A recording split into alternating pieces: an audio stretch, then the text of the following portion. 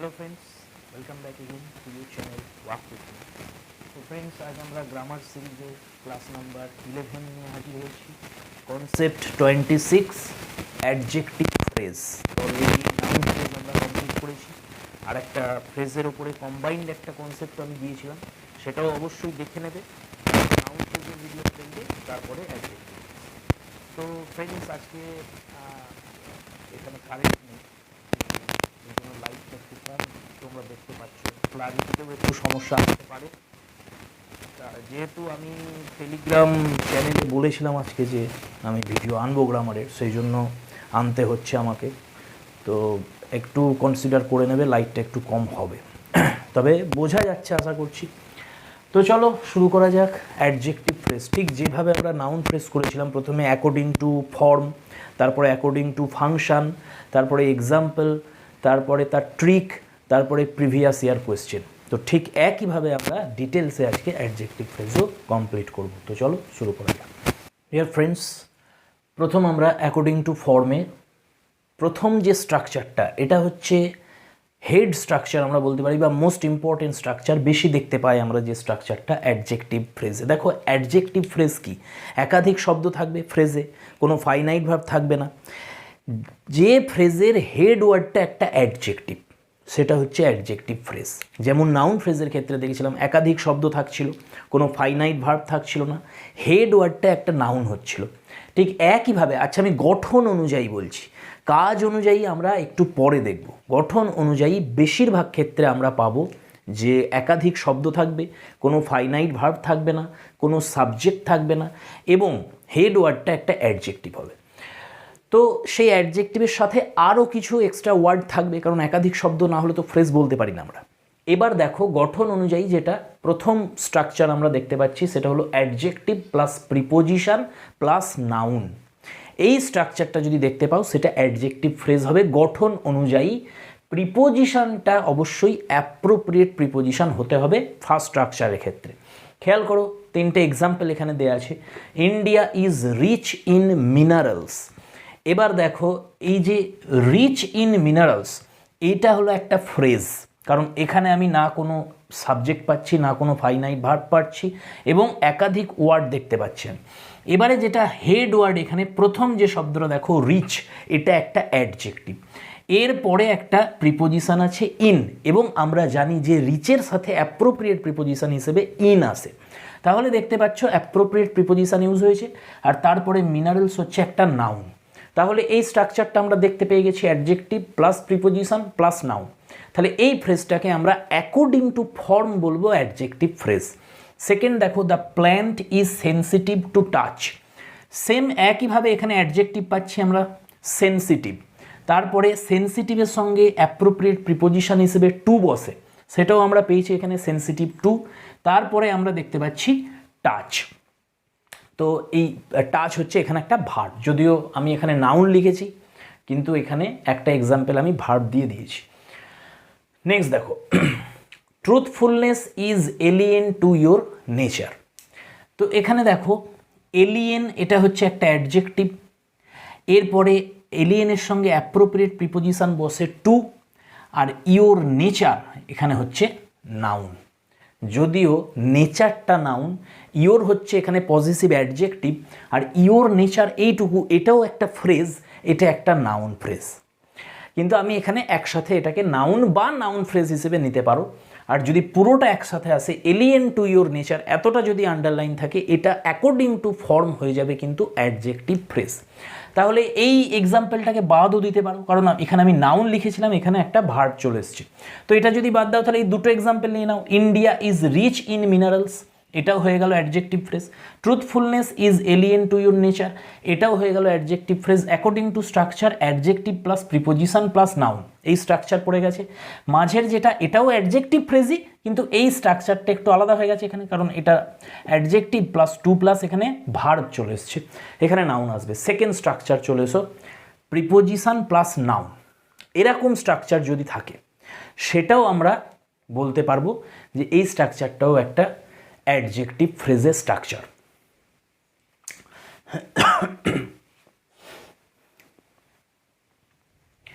তো dear friends, এবার এখানে দেখো, এই যে প্রিপোজিশন প্লাস নাউন লিখেছি আমরা, এই প্রিপোজিশনের আগে আমরা দেখতে পাবো অবশ্যই একটা নাউন বা প্রোনাউন থাকবে, তারপরে এই ফ্রেজটা থাকবে, তখন আমরা বলবো অ্যাকর্ডিং টু স্ট্রাকচার এটা একটা প্রিপোজিশনাল, এটা একটা অ্যাডজেক্টিভ ফ্রেজ। তো খেয়াল করো, এ ম্যান উইথাউট ক্যারেক্টার, তারপরে এখানে আমি ডট ডট দিয়েছি কারণ এরপরেও কিছু আছে, এটা তো সেন্টেন্সটা শুধু সাবজেক্টের অংশ হলো, এরপরে প্রেডিকেট অংশটা আছে, সেটা আমি লিখছি না, যা খুশি থাকতে পারে, সেটা নিয়ে কিছু পরিবর্তন আসবে না এখানে। তাহলে এ ম্যান উইথাউট ক্যারেক্টার, এই ফ্রেজটার মধ্যে যদি এইটুকু আন্ডারলাইন করে থাকে উইথাউট ক্যারেক্টার, এটা কি ফ্রেজ? তাহলে তুমি দেখতে পাচ্ছ এখানে কি আছে, একটা প্রিপোজিশন আছে, তারপরে একটা নাউন আছে, আর শুরুতে আছে এ ম্যান। তাহলে এই অংশটা, এই যে উইথাউট ক্যারেক্টার, এই ফ্রেজটাকে আমরা অ্যাকর্ডিং টু ফর্ম বলবো এটা অ্যাডজেক্টিভ ফ্রেজ। একইভাবে দ্য ওম্যান ইন হোয়াইট, এখানে ইন হোয়াইট এইটুকু অংশ, এই ইন হোয়াইটটা দেখো শুরু হচ্ছে প্রিপোজিশন দিয়ে, এরপরে একটা নাউন আছে, তাহলে এই অংশটাকে আমরা কি বলবো, যে এটা একটা adjective phrase according to structure. 3 number structure দেখো, preposition plus adjective plus noun, এটাকেও আমরা বলবো অ্যাকর্ডিং টু ফর্ম একটা adjective phrase. The boy with sharp eyes, আবার এখানেও যেটা তোমাদের মনে রাখতে হবে যে উইথ শার্প আইস এইটুকু অংশ যেখানে প্রিপোজিশন দিয়ে শুরু হচ্ছে, তারপর অ্যাডজেক্টিভ আছে, তারপর নাউন আছে, কিন্তু এর বাঁ দিকে অবশ্যই একটা নাউন বা প্রোনাউন থাকতে হবে, না হলে বলতে পারবো না। তাহলে দ্য বয়, এরপরে উইথ শার্প আইস, এবারে এই উইথ শার্প আইস এইটুকু হচ্ছে একটা ফ্রেজ, এবং এটা adjective phrase according to form, যেহেতু এই স্ট্রাকচারটা পড়ে গেছে। ঠিক একইভাবে দেখো, the man with good humour, তাহলে এই যে উইথ গুড হিউমার এইটুকু অংশ, এটাকে আমরা বলবো adjective phrase according to form, কারণ প্রিপোজিশন প্লাস এখানে অ্যাডজেক্টিভ প্লাস নাউন, এই স্ট্রাকচার পড়ে গেছে। আবার বলছি, খুব ভালো করে বিষয়টা খেয়াল করো, একটু এদিক ওদিক হলে কিন্তু গন্ডগোল হয়ে যাবে। এখানে যে অ্যাডজেক্টিভ ফ্রেজের কথাটা বলছি, সেটা শুরু হচ্ছে কোথা থেকে? প্রিপোজিশন থেকে শুরু হচ্ছে, শেষ হচ্ছে কোথায় গিয়ে? নাউনে গিয়ে শেষ হচ্ছে। এইটুকু অংশকে আমি অ্যাডজেক্টিভ ফ্রেজ বলছি অ্যাকর্ডিং টু ফর্ম, কিন্তু এখান থেকে স্টার্ট করছি না, কিন্তু এটা থাকতে হবে, এই নাউনটা থাকতে হবে দ্য ম্যান, তারপরে থাকবে উইথ গুড হিউমার, এই উইথ গুড হিউমার এইটুকু অংশকে আমি অ্যাডজেক্টিভ ফ্রেজ বলছি। দ্য ম্যান থেকে হিউমার পর্যন্ত এটাকে আমি অ্যাডজেক্টিভ ফ্রেজ বলছি না, এটা তোমাদের কিন্তু খুব বিষয়টা ভালো করে মনে রাখতে হবে। তাহলে 3টে স্ট্রাকচার আমরা পেয়ে গেলাম according to form: adjective plus preposition plus noun, preposition plus noun, preposition plus adjective plus noun. এই 3টে ফর্মই হচ্ছে অ্যাডজেক্টিভ ফ্রেজের স্ট্রাকচার। এবার যাব আমরা নাম্বার 4, স্ট্রাকচার নাম্বার 4। 4 নম্বর স্ট্রাকচার আমরা দেখতে পাচ্ছি present participle plus preposition plus noun. Friends, তোমরা প্রেজেন্ট পার্টিসিপল কী জিনিস জানো? পার্টিসিপল হচ্ছে ভার্বের সঙ্গে যখন আইএনজি অথবা ডি, ইডি, টি, এন, ইএন ইত্যাদি পার্টিকেল অ্যাড হয় এবং সেটা একটা অ্যাডজেক্টিভের মতো কাজ করে বা অ্যাডজেক্টিভের ফোর্স থাকে সেখানে, সেই ওয়ার্ডটাকে আমরা বলি পার্টিসিপল। এবার যদি আইএনজি থাকে সেটা প্রেজেন্ট পার্টিসিপল হয়, আর যদি থার্ড ফর্মে বসে থাকে অর্থাৎ ডি, ইডি, টি, এন অথবা ইএন থাকে পার্টিকেল হিসেবে, সেটাকে আমরা বলি পাস্ট পার্টিসিপল। তো প্রথম স্ট্রাকচার হচ্ছে present participle plus preposition plus noun. এরকম স্ট্রাকচার যদি দেখতে পাও, সেটাও গঠন অনুযায়ী অ্যাডজেক্টিভ ফ্রেজই হবে। দেখো এখানে a bird flying in the sky, এবার এই অংশটুকু অর্থাৎ ফ্লাইং ইন দ্য স্কাই, এই অংশটুকুকে আমরা বলবো adjective phrase according to form. কেন? কারণ দেখতে পাচ্ছ flying V1 plus ING participle দিয়ে স্টার্ট হচ্ছে, তারপরে প্রিপোজিশন আছে, তারপরে নাউন আছে। ঠিক একইভাবে a tank abounding in fish, এইটুকু অংশ অ্যাবাউন্ডিং ইন ফিশ, এটাও হয়ে যাচ্ছে আমাদের according to form adjective phrase, কারণ দেখতেই পাচ্ছ প্রেজেন্ট পার্টিসিপল আছে, তারপরে প্রিপোজিশন আছে, তারপরে নাউন আছে। আবার খেয়াল করো, শুরুতে কিন্তু নাউন আছে, শুরুতে নাউন বা প্রোনাউন থাকতে হবে। এ বার্ড, তারপরে এই পার্টিসিপল দিয়ে শুরু হচ্ছে ফ্লাইং ইন দ্য স্কাই। একইভাবে এ ট্যাঙ্ক, তারপর শুরু হচ্ছে আইএনজি মানে participle plus preposition plus noun. তো এই স্ট্রাকচারটা আমাদের খেয়াল রাখতে হবে। এটা হচ্ছে present participle plus preposition plus noun according to form, এটা হচ্ছে adjective phrase. 5 number past participle plus preposition plus noun. তাহলে প্রথমে থাকবে পাস্ট পার্টিসিপল, তারপরে প্রিপোজিশন প্লাস নাউন। আর পাস্ট পার্টিসিপল কি সেটা বলেই দিলাম তোমাদের, থার্ড ফর্ম ভার্বের। Himalayas remain covered with snow, এইটুকু অংশ কভার্ড উইথ স্নো, এই অংশটুকু দেখতে পাচ্ছ যে শুরু হচ্ছে কভার্ড দিয়ে, অর্থাৎ এটা পাস্ট পার্টিসিপল আছে, তারপর প্রিপোজিশন আছে, তারপর নাউন আছে। ডিভোটেড টু ডিউটি, তাহলে দেখতে পাচ্ছ ডিভোটেড, এখানে পাস্ট পার্টিসিপল আছে, তারপরে প্রিপোজিশন আছে, তারপরে নাউন আছে। এবার দেখো ডিয়ার ফ্রেন্ডস, এখানে খেয়াল করো বিষয়টা যে Himalayas remain covered with snow, এটা তো বোঝা গেল যে এর বাঁদিকে এখানে একটা নাউন আমরা দেখতে পাচ্ছি, হিমালয়াস রয়েছে। ডিভোটেড টু ডিউটি, এর আগে আমরা কোনো নাউন বা প্রোনাউন দেখতে পাচ্ছি না, এর পরে থাকবে ডিভোটেড টু ডিউটি, তারপরে হয়তো কারুর নাম দিয়ে দিল রাম বা অন্য কিছু একটা নাম, কোনো একটা নাউন বা প্রোনাউন আছে। মোদ্দা কথা একটা নাউন বা প্রোনাউন এর আগে বা পরে অবশ্যই থাকবে। তাহলে কিন্তু স্ট্রাকচারের ক্ষেত্রে ফ্রেজের সঙ্গে আমি সেই নাউন বা প্রোনাউনটাকে ধরবো না। ফ্রেজ আমার কতটা থাকছে, এই পাস্ট পার্টিসিপল থেকে শুরু হচ্ছে, নাউনে গিয়ে শেষ হয়ে যাচ্ছে, পাস্ট পার্টিসিপল থেকে শুরু হচ্ছে, নাউনে গিয়ে শেষ হয়ে যাচ্ছে, প্রেজেন্ট পার্টিসিপল থেকে শুরু হচ্ছে, নাউনে গিয়ে শেষ হয়ে যাচ্ছে, এইটুকু অংশটা হচ্ছে ফ্রেজ। কিন্তু এর সাথে নাউন বা প্রোনাউন অ্যাড থাকবে তার আগে বা পরে। এবার এখানে দেখো কোনো এইগুলো কমপ্লিট সেন্টেন্স লিখছি না আমি, এটা কিন্তু মাথায় রাখবে, সেই জন্য আমি ডট ডট দিয়েছি এখানে, যে এই সেন্টেন্সটা চলছে, এরপরে আরও কিছু রয়েছে, এরপরে ভার্ব আসবে, তারপরে আদার ওয়ার্ডস আসবে, সেগুলো লিখছি না এখানে। ওকে, ইনফিনিটিভ অথবা ইনফিনিটিভ প্লাস প্রিপোজিশন, এই একটা স্ট্রাকচার আমাদের স্ট্রাকচার নাম্বার 6। তাহলে দেখো টাইম টু রিটার্ন, এর বাঁ দিকে কিছু অংশ আছে, এর ডান দিকে কিছু অংশ আছে, সেগুলো আমি লিখছি না, যা খুশি থাকতে পারে।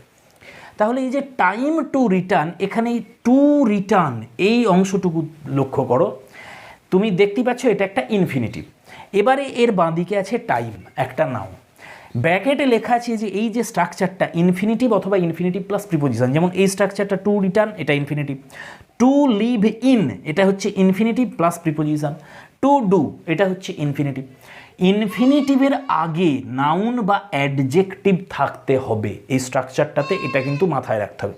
যেমন টু রিটার্ন, শুধুমাত্র যদি ইনফিনিটিভ একা থাকে, যেমন আগের দিন নাউন ফ্রেজে তোমাদের বলেছিলাম টু আর ইজ হিউম্যান, সেখানে ইনফিনিটিভের যে অংশটা সেটাকে আমি বলেছিলাম নাউন ফ্রেজ, কারণ তার আগে কোনো নাউন বা প্রোনাউন ছিল না। কিন্তু এখানে দেখো ইনফিনিটিভের আগে বা ইনফিনিটিভ প্লাস প্রিপোজিশনের আগে যদি নাউন বা অ্যাডজেক্টিভ থাকে, তখন আমরা সেইটাকে বলবো adjective phrase according to form. তাহলে টাইম টু রিটার্ন, এখানে টাইম আছে, a house to live in, a house noun, difficult to do, difficult হচ্ছে অ্যাডজেক্টিভ, তাহলে বাঁ দিকে অবশ্যই নাউন বা অ্যাডজেক্টিভ থাকতে হবে। কিন্তু ফ্রেজটা হচ্ছে কোথা থেকে, এই টু থেকে শুরু হবে ফ্রেজটা, টু রিটার্ন এইটুকু হচ্ছে adjective phrase, to live in এইটুকু হচ্ছে অ্যাডজেক্টিভ ফ্রেজ, টু ডু এইটা হচ্ছে অ্যাডজেক্টিভ ফ্রেজ, এই অংশটাকে অ্যাড করবে না, তাহলে অ্যাডজেক্টিভ ফ্রেজ থাকবে না, তাহলে এইটুকু হচ্ছে অ্যাডজেক্টিভ ফ্রেজ।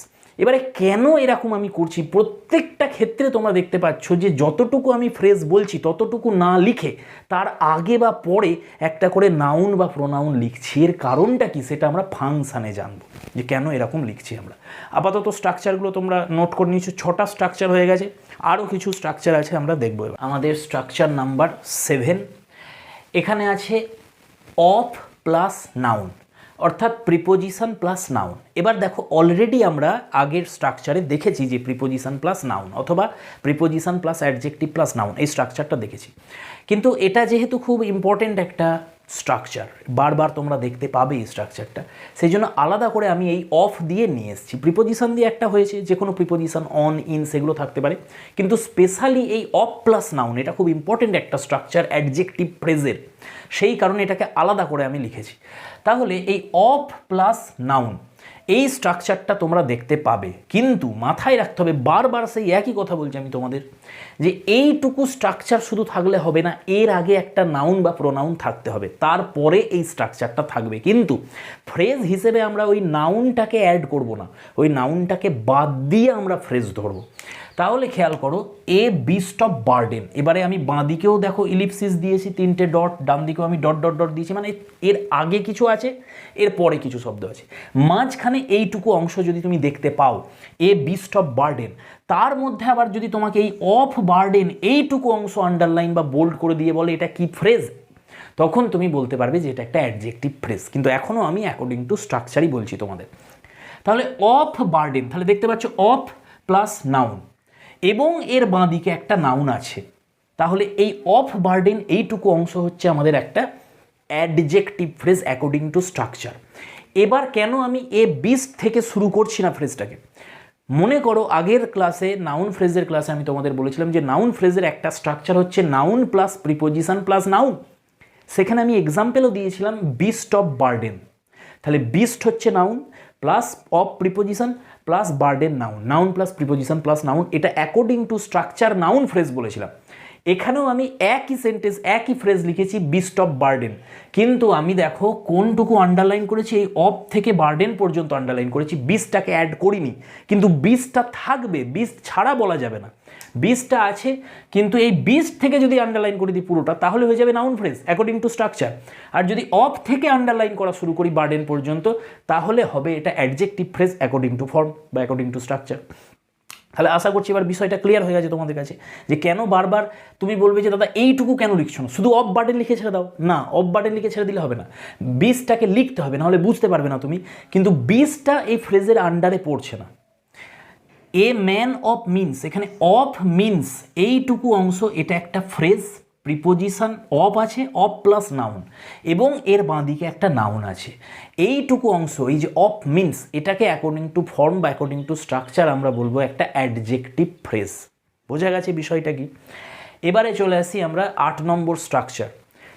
8 নম্বর স্ট্রাকচারটা দেখো, অ্যাডজেক্টিভ প্লাস অ্যান্ড অথবা অর অথবা বাট, হয় অ্যান্ড থাকবে অথবা অর থাকবে অথবা বাট থাকবে, তারপরে আবার একটা অ্যাডজেক্টিভ থাকবে, ঠিক নাউনের ক্ষেত্রে যে নাম লিখেছিলাম আমরা। তো এখানে বাঁদিকে অ্যাডজেক্টিভ, ডান দিকে অ্যাডজেক্টিভ, মাঝে হচ্ছে কনজাংশন অ্যান্ড অর অথবা বাট, এবং এটা কাজ করবে কিসের, হয় এটা একটা ইডিয়ামের কাজ করবে অথবা একটা ফিক্সড ফ্রেজের কাজ করে। তাহলে খেয়াল করো, এখানে ফেয়ার অ্যান্ড স্কোয়ার আমরা বলি, fair and square, hard and fast rules আমরা বলি, more or less, lame or lazy. তাহলে এগুলো অনেকটা ইডিয়ামের মতো বা ফিক্সড ফ্রেজের মতো। তো এইখানে খেয়াল করো, ফেয়ার এটাও একটা অ্যাডজেক্টিভ, স্কোয়ার এটাও একটা adjective, hard fast adjective, more less adjective, lame lazy adjective. তাহলে দুদিকে অ্যাডজেক্টিভ আছে, আর মাঝে দেখো অ্যান্ড আছে, অর আছে বা বাটও থাকতে পারে। তো এইগুলোর আবার দেখো এর বাঁদিকে কিছু আছে, ডান দিকে কিছু আছে, সেগুলো আমি লিখিনি, সেই ওয়ার্ডগুলো যা খুশি থাকতে পারে। তো এই যে ফ্রেজগুলো এগুলোকেও আমরা বলবো adjective phrase according to structure বা অ্যাকর্ডিং টু ফর্ম। তাহলে 8টা স্ট্রাকচার আমাদের হয়ে গেল, আরও স্ট্রাকচার আছে, চলো দেখি আমরা। ডিয়ার ফ্রেন্ডস, লাস্ট স্ট্রাকচার আমাদের অ্যাডজেক্টিভ ফ্রেজের structure number 9, adjective plus conjunction plus noun. আর এই যে স্ট্রাকচারটা এটা কি আমরা সিমিলি বলেও জানি, তুলনা হয় যখন, যেমন দেখো গোলাপের মতো লাল, তারপরে দেখো লেখা আছে একটা ল্যাম্প বা একটা ভেড়ার মতন মিক। তো এই যে as red as a rose, meek as a lamb, এই যে অ্যাজ বা সো অ্যাজ থাকে, অথবা প্রথমের অ্যাজটা থাকে না কিন্তু পরের অ্যাজটা থাকে, এই যে দুটো স্ট্রাকচার। তাহলে এখানে তোমরা লক্ষ্য করছো প্রথমে রেড এটা অ্যাডজেক্টিভ, রোজ এটা নাউন, আর মাঝে আছে কনজাংশন অ্যাজ। এদিকেও খেয়াল করো, মিক হচ্ছে অ্যাডজেক্টিভ, ল্যাম্প হচ্ছে একটা নাউন, মাঝে আছে কনজাংশন অ্যাজ। এবারে এই অ্যাজটা হচ্ছে অ্যাডভার্ব, এটাকে আমি ধরছি না, আর এখানে দ্বিতীয়টাতে এই অ্যাডভার্বটা নেই। তাহলে প্রথমের অ্যাজ যেটা অ্যাডভার্ব সেটা নাও থাকতে পারে, দ্বিতীয় অ্যাজটা থাকবে কনজাংশন হিসেবে, আর এইগুলো হচ্ছে সিমিলি। তাহলে এই যে অ্যাজ রেড অ্যাজ এ রোজ অথবা মিক অ্যাজ এ ল্যাম্প, এইটুকু অংশ তোমাকে যদি বলে কি ফ্রেজ, অবশ্যই এটা অ্যাডজেক্টিভ ফ্রেজ হবে অ্যাকর্ডিং টু স্ট্রাকচার। তাহলে এই যে 9টা আমি স্ট্রাকচার তোমাদের বললাম, এগুলো সব ফর্ম অনুযায়ী অ্যাডজেক্টিভ ফ্রেজ এগুলো। এবার আমি আসি ফাংশন ওয়াইজ। আর আগের ক্লাসে যেমন বলেছিলাম, এখানেও বলছি, বারবার বলছি, ফ্রেজের ক্ষেত্রে পরীক্ষাতে যখন ফ্রেজ আইডেন্টিফাই করতে দেবে যে এটা কি ফ্রেজ, তখন তোমরা কিন্তু কখনোই ফর্ম অনুযায়ী করবে না, ফাংশন অনুযায়ী করবে। তাহলে ফর্ম অনুযায়ী কেন লিখছি আমরা, এটাতে সুবিধা হবে তোমাদের আইডেন্টিফাই করতে, হেল্প করবে এই স্ট্রাকচারটা তোমাদের চিনতে। যদি ফাংশন ওয়াইজ না পারো চিনতে, তখন ফর্মটা তোমাদের অনেকটা হেল্প করে দেবে চেনার জন্য, সেই কারণে লিখছি। কারেন্ট চলে এসেছে ফ্রেন্ড, আবার আর তাহলে লাইটের প্রবলেমটা হবে না। দেখো একটু লাইটিংটা চেঞ্জ হয়ে গেছে, এই লাইন এলো। তো বেশ, তো চলো শুরু করা যাক আমাদের according to function. Modify or qualify a noun before or after it in the subject part or in the predicate part. ভালো করে শোনো, এই অ্যাডজেক্টিভ ফ্রেজ আমরা কিভাবে চিনব। এই অ্যাডজেক্টিভ ফ্রেজ চেনার জন্য ফাংশন দেখতে হবে আমাদের, ঠিক যেমন নাউনের ক্ষেত্রে বলেছিলাম, অ্যাকর্ডিং টু ফর্ম দেখবে না। যদি পরীক্ষাতে একটা ফ্রেজ আসে দিয়ে আইডেন্টিফাই করতে বলে এটা কি ফ্রেজ, সব সময় ফাংশন ওয়াইজ এগোবে তুমি। ফাংশনটা দেখার চেষ্টা করবে। আর সেই ফাংশনটা কিভাবে বুঝবো? নাউনের ক্ষেত্রে আমি তোমাদের শিখিয়ে দিয়েছি যে সাবজেক্ট হিসেবে বসছে, নাকি অবজেক্টের কাজ করছে, নাকি কমপ্লিমেন্টের কাজ করছে, নাকি প্রিপোজিশনের অবজেক্টের কাজ করছে, নাকি প্রিপোজিশনাল কমপ্লিমেন্টের কাজ করছে, সব ডিটেলসে বলেছি। অ্যাডজেক্টিভের ক্ষেত্রে এত কিচ্ছু নেই, খুব সহজ। একটা অ্যাডজেক্টিভ কি কাজ করে? একটা নাউন বা প্রোনাউনের দোষগুণ বলে, বা নাউন বা প্রোনাউনকে মডিফাই করে বা কোয়ালিফাই করে। সেই একই কাজ যে ফ্রেজ করবে সেই ফ্রেজকেই আমরা অ্যাডজেক্টিভ ফ্রেজ বলবো ফাংশন ওয়াইজ। তাহলে এ কী করবে? মডিফাই করতে পারে বা কোয়ালিফাই করতে পারে কাকে? একটা নাউনকে বা একটা প্রোনাউনকে। সেই নাউন বা প্রোনাউনটা, আচ্ছা যতবার আমি নাউন বলবো প্রোনাউনটাকে ধরে নেবে, কারণ নাউনেরই সাবস্টিটিউট হচ্ছে প্রোনাউন। বারবার আমি প্রোনাউনটাকে বলি না, শুধু নাউন বলে ছেড়ে দিই, কিন্তু প্রোনাউনও আছে ওর মধ্যে, এটা জেনে রাখো। তাহলে একটা নাউন, সেই নাউনকে কোয়ালিফাই করছে বা মডিফাই করছে একটা ফ্রেজ। এবারে সেই নাউনটা বসবে কোথায়? ফ্রেজের বাঁ দিকেও বসতে পারে, ফ্রেজের ডান দিকেও বসতে পারে, মানে ফ্রেজটার আগেও বসতে পারে, ফ্রেজটার পরেও বসতে পারে। সেই ফ্রেজটাকে আমরা অ্যাডজেক্টিভ ফ্রেজ বলবো। এবারে এই ফ্রেজটা সাবজেক্ট পার্টেও বসতে পারে একটা সেন্টেন্সের, আবার একটা সেন্টেন্সের প্রেডিকেট পার্টটাতেও বসতে পারে। প্রেডিকেট পার্ট মানে যেখান থেকে ভার্ব শুরু হচ্ছে সেইটাই হচ্ছে প্রেডিকেট পার্ট।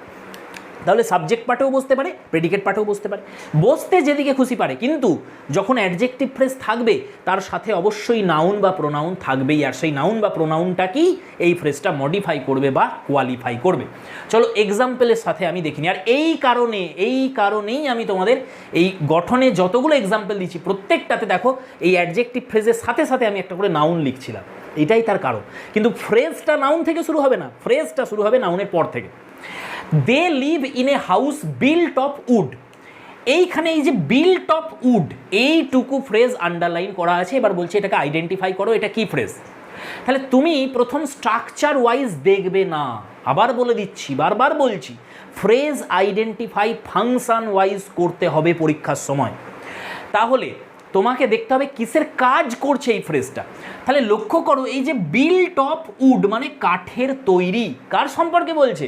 হাউসের সম্পর্কে বলছে। আর ঠিক তার বাঁ দিকেই বসে আছে দেখো এই হাউস নাউনটা। তাহলে এই হাউস নাউনটাকে কি করছে? মডিফাই করছে কে? এই ফ্রেজটা বিল্ট অফ উড। তাহলে এ অ্যাডজেক্টিভের কাজ করছে এই ফ্রেজটা, সেই জন্য একে আমরা অ্যাডজেক্টিভ ফ্রেজ বলি। এইবার তুমি যদি বলো দাদা স্ট্রাকচার ওয়াইজ, তাহলে বলো, যেটা এতক্ষণ শিখলাম সেটা যদি খেয়াল করো, দেখো বিল্ট হচ্ছে একটা V3 ভার্বের থার্ড ফর্ম, তারপরে প্রিপোজিশন আছে, তারপরে নাউন আছে। তাহলে স্ট্রাকচারে পড়ে গেছে আমাদের participle, past participle plus preposition plus noun. দেখো তাহলে স্ট্রাকচার ওয়াইজও মিলে যাবে, ফাংশন ওয়াইজও মিলে যাচ্ছে আমাদের। তাহলে এই ফ্রেজটাকে আমরা বলছি অ্যাডজেক্টিভ ফ্রেজ। ঠিক একইভাবে দেখো, the girl with golden hair is my sister. এখানে দেখো ওই উইথ গোল্ডেন হেয়ার এইটুকু অংশ আন্ডারলাইন করা থাকবে। তোমাকে জানতে চাইবে এই উইথ গোল্ডেন হেয়ার এটা কি ফ্রেজ বলুন। তাহলে তুমি খেয়াল করো, এই উইথ গোল্ডেন হেয়ার এটা কার সম্পর্কে বলছে? গার্লের সম্পর্কে বলছে। গার্লকে কোয়ালিফাই করছে, এর কোয়ালিটি বলছে। তাহলে গার্ল হচ্ছে একটা নাউন, নাউনকে কোয়ালিফাই করছে, তাহলে এটা অ্যাডজেক্টিভের কাজ করছে। তাহলে এইটা হচ্ছে according to function adjective phrase. আর যদি স্ট্রাকচার ওয়াইজ দেখো, তাহলে প্রিপোজিশন দিয়ে শুরু হয়েছে, তারপরে আছে অ্যাডজেক্টিভ, তারপরে নাউন। তাহলে এটা preposition plus adjective plus noun. দেখো এই স্ট্রাকচারটা লিখেছিলাম আমি ওখানে, মানে স্ট্রাকচারের ক্ষেত্রে। আর এখানে আমরা পেলাম past participle plus preposition plus noun, এই স্ট্রাকচারটাও লিখেছি। তাহলে স্ট্রাকচার ওয়াইজও মিলছে, ফাংশন ওয়াইজও মিলে যাচ্ছে। He belongs to a tribe living in the hill. এই লিভিং ইন দ্য হিল এইটুকু অংশ এটা কি ফ্রেজ হচ্ছে? অবশ্যই অ্যাডজেক্টিভ ফ্রেজ। কিসের কাজ করছে? এই ট্রাইবের সম্পর্কে বলছে। কেমন ট্রাইব? যারা বাস করে হিলেতে। তাহলে এই ট্রাইবটার যেহেতু ট্রাইবটাকে কোয়ালিফাই করছে, নাউনকে কোয়ালিফাই করছে, তাই আমরা এই ফ্রেজটাকে বলবো অ্যাডজেক্টিভ ফ্রেজ। আর যদি গঠন অনুযায়ী দেখো, তাহলে লিভিং হচ্ছে একটা প্রেজেন্ট পার্টিসিপল প্লাস দেখো প্রিপোজিশন প্লাস হচ্ছে নাউন। তাহলে স্ট্রাকচার ওয়াইজও মিলে যাচ্ছে, ফাংশন ওয়াইজও মিলে যাচ্ছে। লাস্ট চলে এসো, a lot of people do not sleep at night. A lot of, এই যে ফ্রেজটা এ লট অফ, এটা কি ফ্রেজ? এ লট অফ কার সম্পর্কে বলছে? পিউপিলের সম্পর্কে বলছে, তাই না? তাহলে পিউপিল হচ্ছে একটা নাউন, এর সম্পর্কে বলছে। তাহলে এ লট অফ এটাও অ্যাডজেক্টিভের কাজ করছে, তাহলে এটাকেও আমরা অ্যাডজেক্টিভ ফ্রেজ বলবো। আর এটা হচ্ছে তাহলে বলো কি ফ্রেজ হয়ে যাবে? Adjective phrase. তাহলে ডিয়ার ফ্রেন্ডস, এখানে এই 4টে এক্সাম্পল দিয়ে তোমরা ফাংশন ওয়াইজ কীভাবে চিনতে হয় অ্যাডজেক্টিভ ফ্রেজকে সেটা শিখে গেলে। তাহলে অবশ্যই পরীক্ষায় যখন আসবে ফাংশন দেখবে তোমরা যে অ্যাডজেক্টিভের কাজ করছে কিনা। আর অ্যাডজেক্টিভের কাজ কি? তার বাঁ দিকে বা ডান দিকে যে নাউনটা বসবে তাকে কোয়ালিফাই করা বা তাকে মডিফাই করা। এবার খেয়াল করো, এই প্রিপোজিশনটার বাঁ দিকে আছে নাউন যাকে কোয়ালিফাই করছে, এই প্রিপোজিশন হচ্ছে এই অ্যাডজেক্টিভ ফ্রেজটার বাঁ দিকে আছে নাউনটা, এই অ্যাডজেক্টিভ ফ্রেজটারও বাঁ দিকে আছে নাউনটা, এই অ্যাডজেক্টিভ ফ্রেজটারও বাঁ দিকে আছে নাউনটা, আর এখানে এই অ্যাডজেক্টিভ ফ্রেজটার ডান দিকে আছে নাউনটা, পরে আছে। তাহলে আগেও থাকতে পারে, পরেও থাকতে পারে। আর কোথায় বসবে? হয় সাবজেক্ট পার্টে অথবা প্রেডিকেট পার্টে। তাহলে এখানে খেয়াল করো, এই ফ্রেজটা যেটা এটা প্রেডিকেট পার্টে বসে আছে, অর্থাৎ ভার্ব থেকে ডান দিকের অংশটা। এখানে খেয়াল করো বাঁ দিকে বসে আছে অর্থাৎ সাবজেক্ট পার্টে বসে আছে। এখানে দেখো ডান দিকে বসে আছে অর্থাৎ প্রেডিকেট পার্টে বসে আছে। আর এখানে দেখো সাবজেক্ট পার্টে বসে আছে। তাহলে হয় সাবজেক্ট পার্টে থাকবে অথবা প্রেডিকেট পার্টে থাকবে, আর একটা অ্যাডজেক্টিভের কাজ করবে, অর্থাৎ কোনো নাউন বা প্রোনাউন যেটা তার বাঁ দিকে বসে আছে বা ডান দিকে বসে আছে তাকে কোয়ালিফাই করবে। তাহলে সেই কাজটা যদি করে কোনো ফ্রেজ তাকে বলবো অ্যাডজেক্টিভ ফ্রেজ। আর 9টা স্ট্রাকচারও বলে দিয়েছি, তুমি চাইলে স্ট্রাকচারটাও মেলাতে পারো একবার। এবার চলো আমরা দেখি এর ট্রিক কী আছে। যেমন নাউনের ক্ষেত্রে আমি তোমাদের ট্রিক দিয়েছিলাম যে তোমরা দেখবে যে সামবডি বা সামথিং বসিয়ে মিলে যাচ্ছে কিনা। তাহলে এবার এখানে আমি কি বসিয়ে দেখব সেটা বলি। চলো ফ্রেন্ডস, চলো এবার ট্রিক দেখি আমরা। ট্রিক মানে কি? 100% জায়গায় কখনো ট্রিক লাগে না, শুধু তোমাদের হেল্প করে অনেক সময় এই ট্রিকগুলো। তো এখানে ট্রিক যেটা সেটা হচ্ছে can be replaced with an adjective. যে ফ্রেজটাকে তুমি চেক করতে চাইছো যে এটা অ্যাডজেক্টিভ ফ্রেজ কিনা, যদি সেই ফ্রেজের জায়গায় একটা অ্যাডজেক্টিভ বসালে মিনিংফুল সেন্টেন্স তৈরি হয়ে যায়, তাহলে তুমি বুঝে নেবে যে অবশ্যই এটা একটা অ্যাডজেক্টিভ ফ্রেজ। যেমন দেখো, he is a man of wealth. এখানে এই অফ ওয়েলথ এই ফ্রেজটা কার সম্পর্কে বলছে? চলো প্রথমে আমরা দেখি অ্যাকর্ডিং টু ফাংশন। তাহলে এই অফ ওয়েলথ কার সম্পর্কে বললো গো? ম্যানের সম্পর্কে বলছে অফ ওয়েলথ। কেমন ম্যান? অফ ওয়েলথ, যার টাকা পয়সা রয়েছে। তাহলে এইখানে যেহেতু ম্যানকে কোয়ালিফাই করছে, তাহলে এই ফ্রেজটা ফাংশন ওয়াইজ হয়ে গেল কি? Adjective phrase. চলো একবার ফর্ম ওয়াইজ দেখে নিই আমরা যে 9টা স্ট্রাকচার ফেলেছি তার মধ্যে কি পড়ছে দেখো। অফ ওয়েলথ, অফ হচ্ছে প্রিপোজিশন প্লাস নাউন, আর অফ প্লাস নাউন এটা একটা স্ট্রাকচারই ছিল আমাদের। তাহলে অবশ্যই স্ট্রাকচার ওয়াইজও এটা অ্যাডজেক্টিভ ফ্রেজ হয়ে গেল। এবার হচ্ছে ট্রিক ওয়াইজ কী করে বুঝবো দাদা? ট্রিক কী লাগাবো? তাহলে আমি বলেছি যে এই অফ ওয়েলথের জায়গায় যদি তুমি কোনো অ্যাডজেক্টিভ বসাও, সেই অ্যাডজেক্টিভটা অবশ্যই এই ওয়ার্ডটা থেকেই আসবে, অফ ওয়েলথ থেকেই আসবে সেটা। সেই অ্যাডজেক্টিভটা বসানোর ফলে যদি সেন্টেন্সটা মিনিংফুল হয় এবং সেম মিনিং হয়, এই অফ ম্যান অফ ওয়েলথ এটারও মানে যা, সেই ওয়ার্ডটার মানেও তাই, তাহলে কিন্তু আমি বলতে পারি এটা অ্যাডজেক্টিভ ফ্রেজ। তাহলে দেখো, এই অফ ওয়েলথটাকে যদি আমি অ্যাডজেক্টিভ বানিয়ে ওয়েলদি করে দিই, তাহলে মিলছে কি? তাহলে অফ ওয়েলথের জায়গায় যদি আমি ওয়েলদি করে দিই, তাহলে দেখো অবশ্যই এই ওয়েলদি মানেও যা, অফ ওয়েলথ মানেও তাই।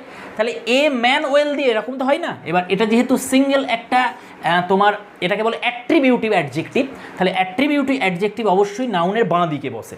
তাহলে সেন্টেন্সটা দাঁড়িয়ে যাবে he is a wealthy man. একদম 100% কারেক্ট, মিলে গেল। এবং এই সেন্টেন্সটাতে দেখো আমি এই অফ ওয়েলথ বসালেও যা মিনিং দাঁড়াচ্ছে, ওয়েলদি বসালেও তাই মিনিং দাঁড়াচ্ছে। তাহলে একটা অ্যাডজেক্টিভ বসানোর ফলে যেহেতু মিলে যাচ্ছে এই ফ্রেজটা, তাহলে এই ফ্রেজটাকে আমরা বলবো অ্যাডজেক্টিভ ফ্রেজ। এটা ট্রিক অনুযায়ী। সেম ট্রিক তুমি বেশ কয়েকটা সেন্টেন্সে লাগিয়ে নাও, তাহলে ক্লিয়ার হয়ে যাবে বিষয়টা। The Prince lived in a palace made of marble. তাহলে দেখো এই যে মেড অফ মার্বেল, এমন একটা প্যালেসে সে বাস করতো প্রিন্স যেটা ছিল মার্বেলের তৈরি। তাহলে এই মার্বেলের তৈরি কার সম্পর্কে বলছে? কোনটা মার্বেলের তৈরি?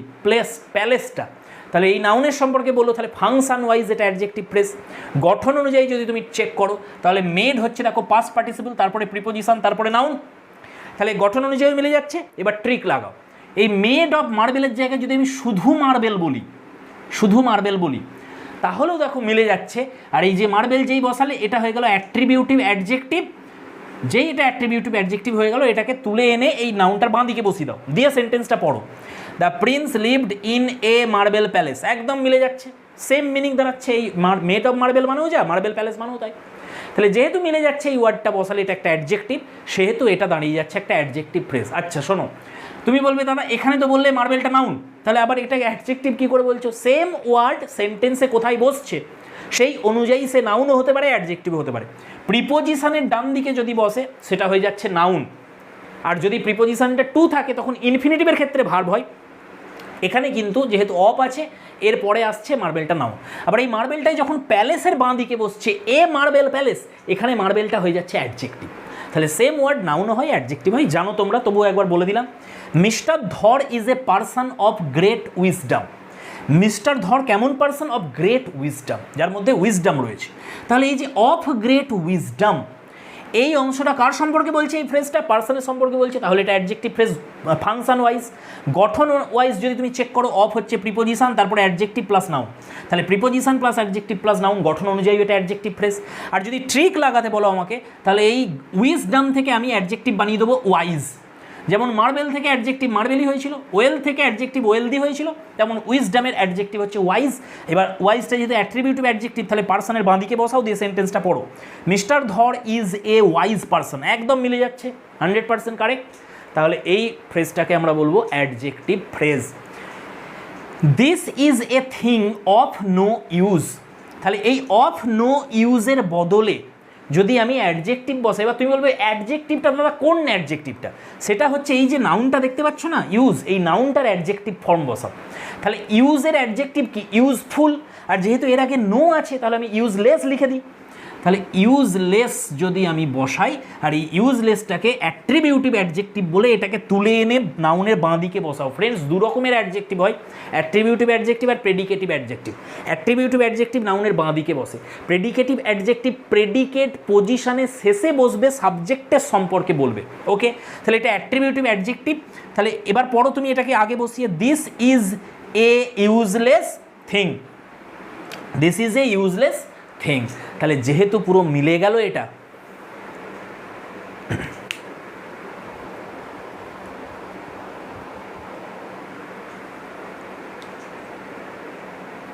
যেহেতু এটা মিলে যাচ্ছে, সেহেতু আমরা এটাকেও বলবো অ্যাডজেক্টিভ ফ্রেজ। তাহলে আশা করছি এবার তোমরা ট্রিক লাগাতে পারবে। এর সাথে আমি আরও দুটো সেন্টেন্স দিয়েছি, একবার দেখো তোমরা।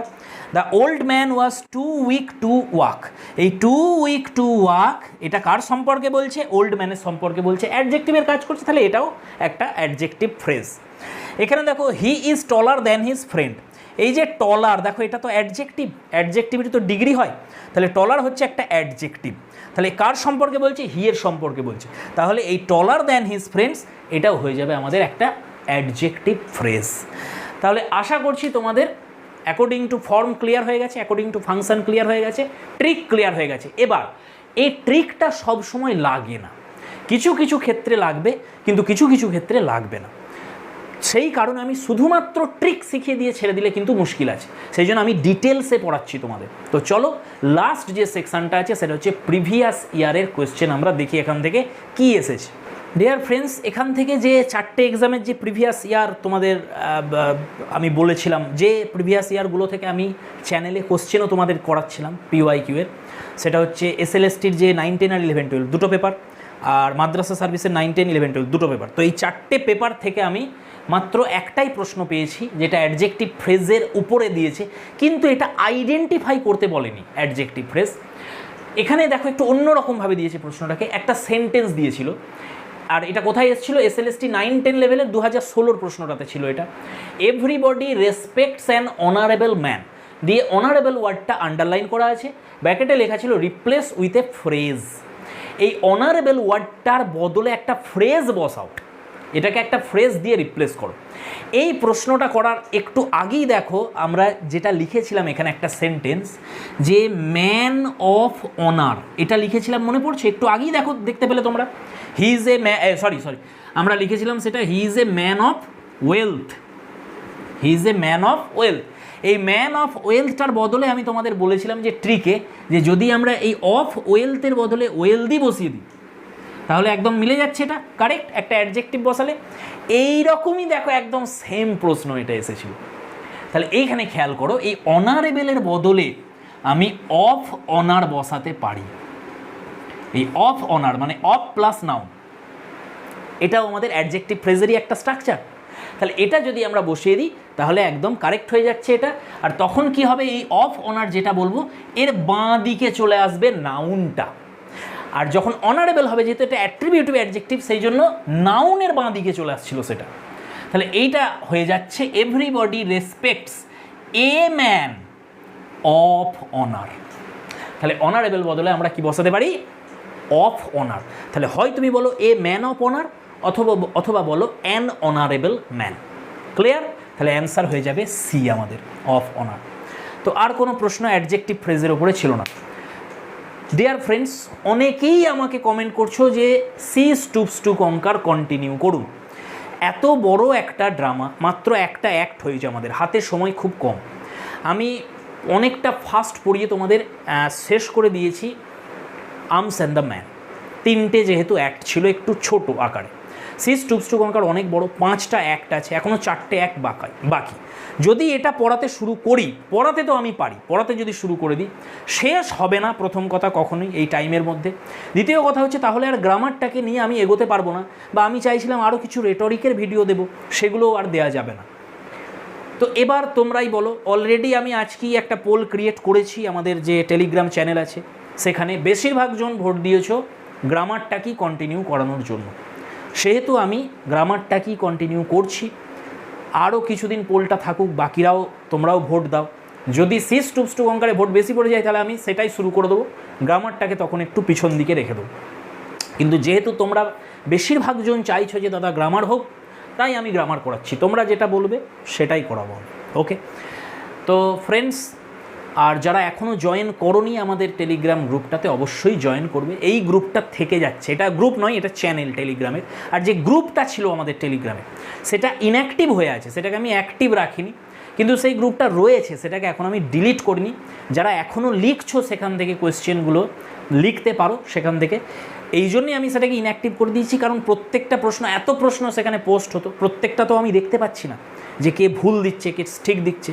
উল্টোপাল্টা এই যে বইগুলো আমি তোমাদের বললাম, এই বইগুলোতে প্রচুর ভুল রয়েছে, সেখান থেকে তুলে হয়তো বসিয়ে দিচ্ছ না দেখে, সেটা আমি দেখছি না। সেটা কেউ দেখে হয়তো নোট করলো, সে তখন মিসগাইডেড হয়ে গেল, কিন্তু দায়টা পড়বে আমার, যেহেতু গ্রুপটা আমার।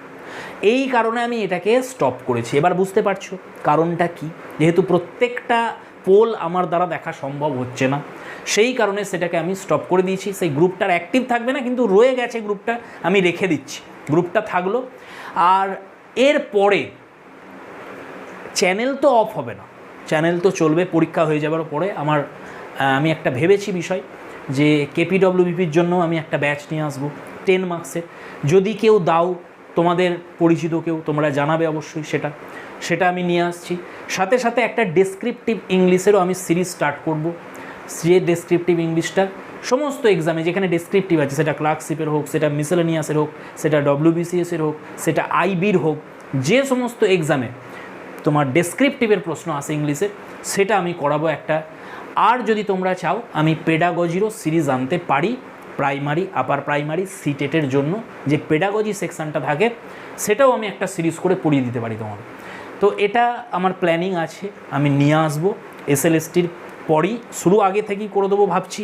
দেখি কেপিআর ডব্লিউবির জন্য যদি 10 মার্কসের একটা সিরিজ বানানো যায়, এই হাতে তো 3-4 মাস সময় আছে ধরো।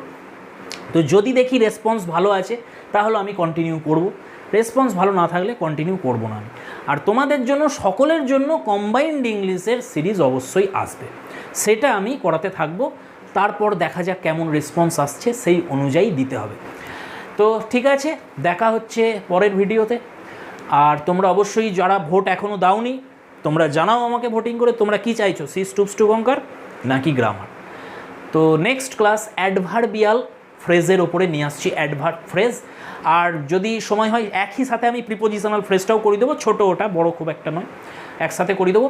গ্রামারের অনেক কিছু বাকি ফ্রেন্ডস, অনেক কিছু, অনেক টার্ম আছে গ্রামারের, অনেক ধরনের বিষয় রয়েছে গ্রামারের মধ্যে, সমস্ত রেয়ার কেস আছে, অনেক কিছু, অনেক টার্ম আছে, সেইগুলো কত কি ভেবে রেখেছি আমি করাবো, কিন্তু সময়টা হচ্ছে একটা বড় ব্যাপার, আর বোঝোই তোমরা। তো চলো, দেখা হচ্ছে পরের video. Thanks for watching, keep smiling and stay blessed.